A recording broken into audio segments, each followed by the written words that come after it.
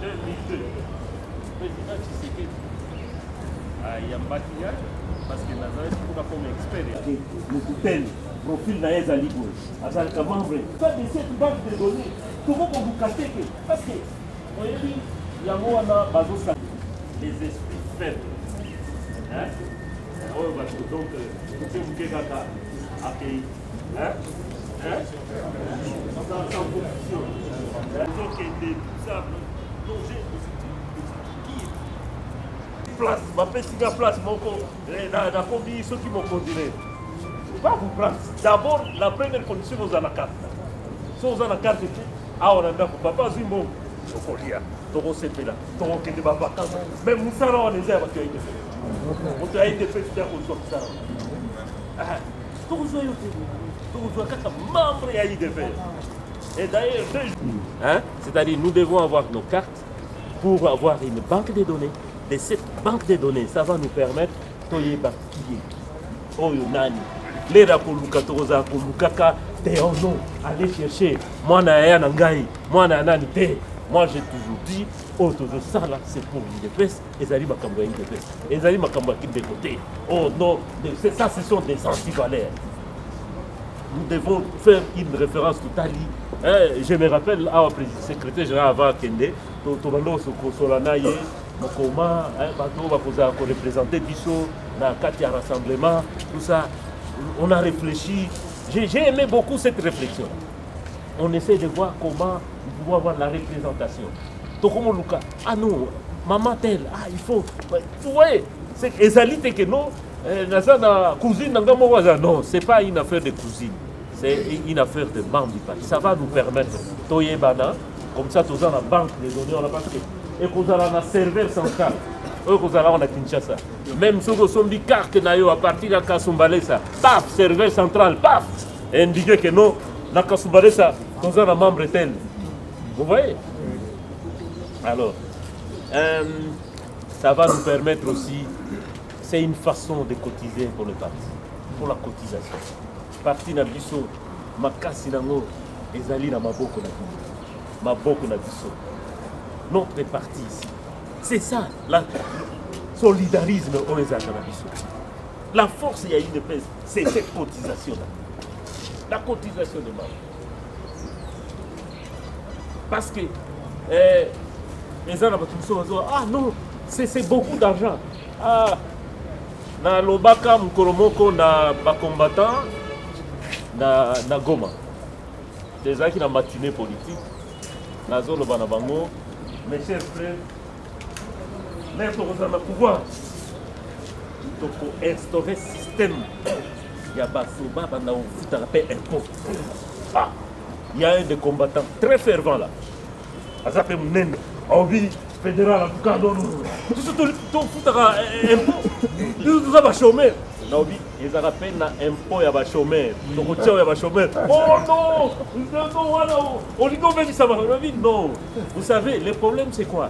C'est Nicolo Toro fout un impôt en tête. Parce que ça a mis du bazar.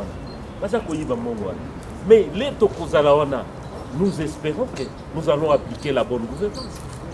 Donc, même dans Bongo, si par exemple on te dit, j'ai même posé la question, oui, Issa, Yoso Valobinayo, faut 10 000 francs par an, est-ce que vous avez un chômeur? Non, oui, aucun match, Soko Yoki, Mazembere, Beta, aucun faut même 5 000 francs. C'est-à-dire pour la partie, tu peux donner ça.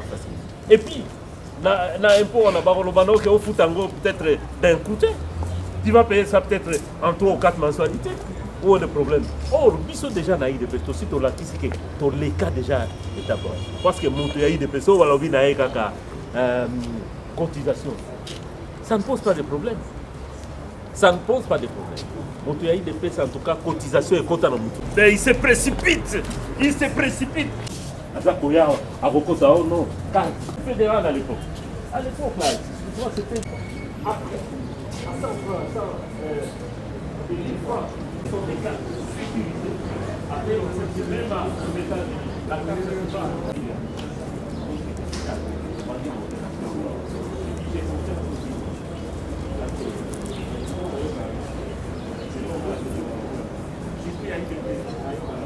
Ça, c'est ça.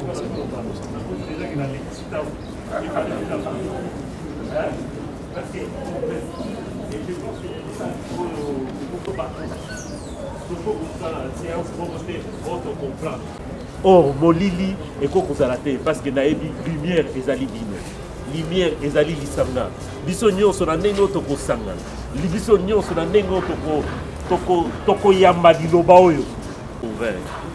Il faut convaincre maman là-bas. Moi je... Il ne faut pas faire de moi un dictateur. Le parti qui va changer le Congo, c'est l'UDPS. Le parti qui va donner le pain, c'est l'UDPS. Le parti de la fraternité africaine, c'est l'UDPS.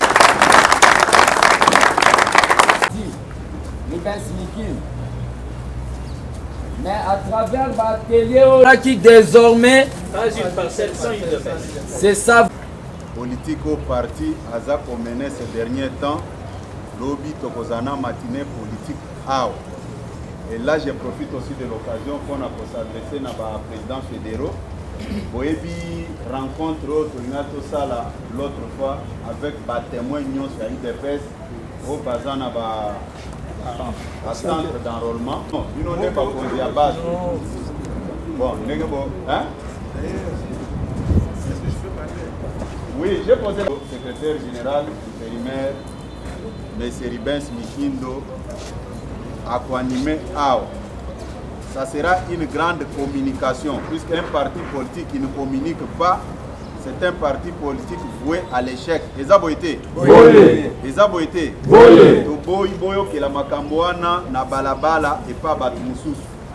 Il faut to communiquer na bino. En d'autres termes, tokolo ba causerie morale. Tokani. Parce que matinée politique eza initiative ya président Tshisekedi.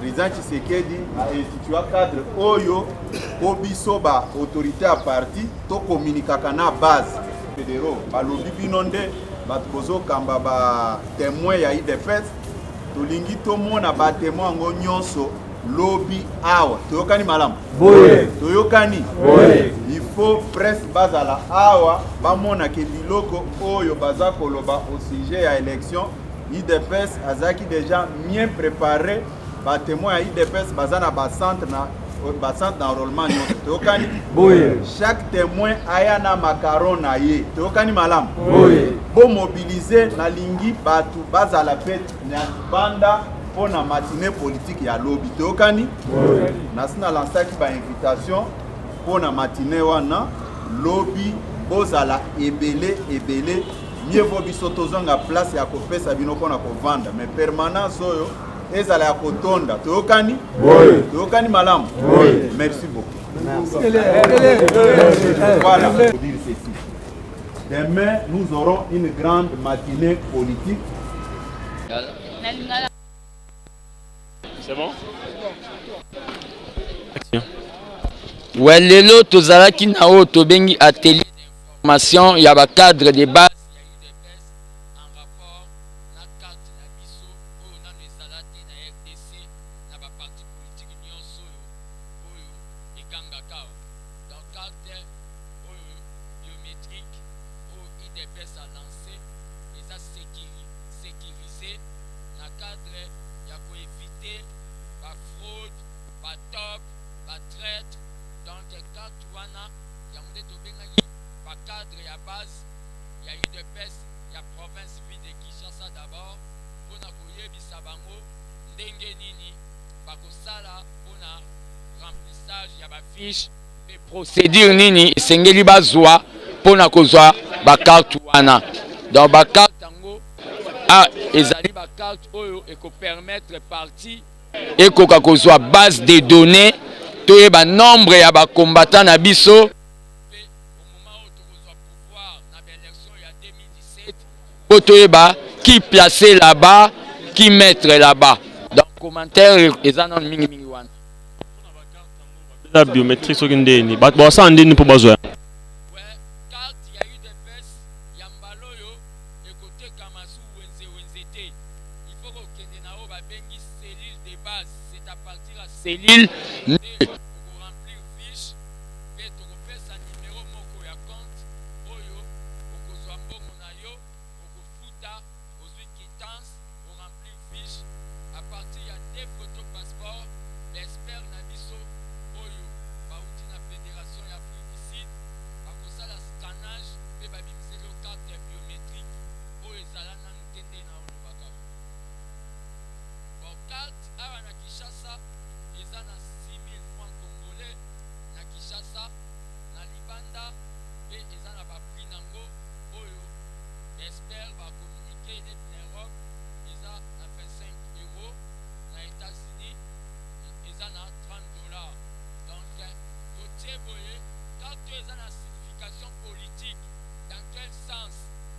ezali ke tozosorganize mpona tokende na baélection.